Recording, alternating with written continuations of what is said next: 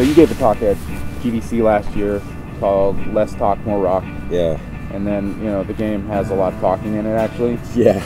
12,000 words worth of talking. It's quite a bit of it.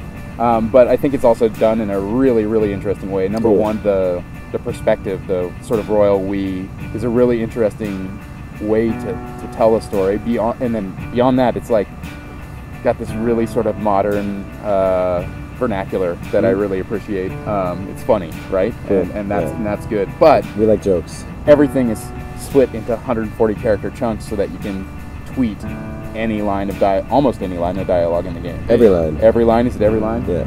I thought this was really cool.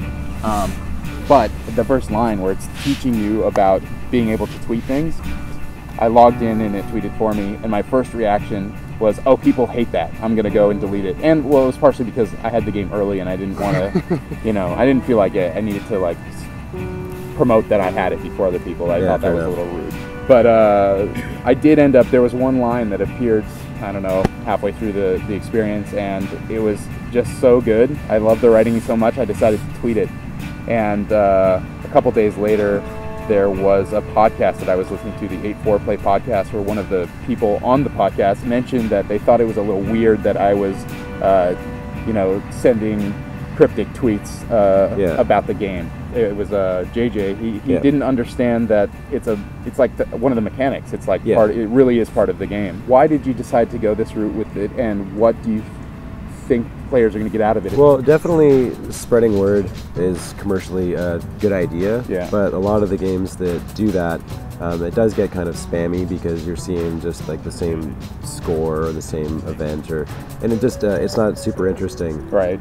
So our idea was to make the content somewhat interesting, so that you would actually want to share bits and pieces of it, or not. A lot of the project's kind of about like the mystery feeding the mystery. Hopefully that does build a little bit of curiosity, but hopefully in a pretty, you know, background way. You play in the little world, and it's there and it's crafted and everything's, you know, kind of inside that bubble.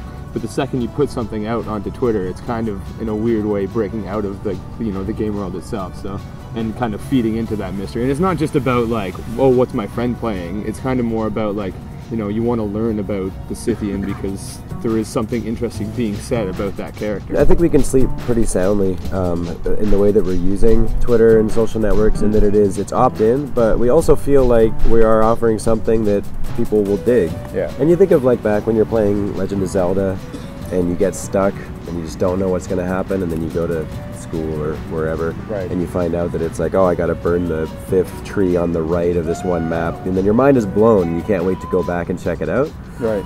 Now our game doesn't ask that much of people, like it's not that difficult, but there are things that are sort of subtly hidden or kind of background. And our hope is that, you know, some of that will kind of pop up here and there as people share little bits and pieces. So you can imagine, like, if the dark moon rolls around, you know, the actual dark moon in the sky, then you just start noticing, you know, the dark moon is kind of influencing things on the Twitter sphere, and I think that might be kind of fun. Yeah. It'll probably peter out, you know, pretty soon after launch, but if we're able to kind of keep the project alive, we might have new things for people to go check out. So.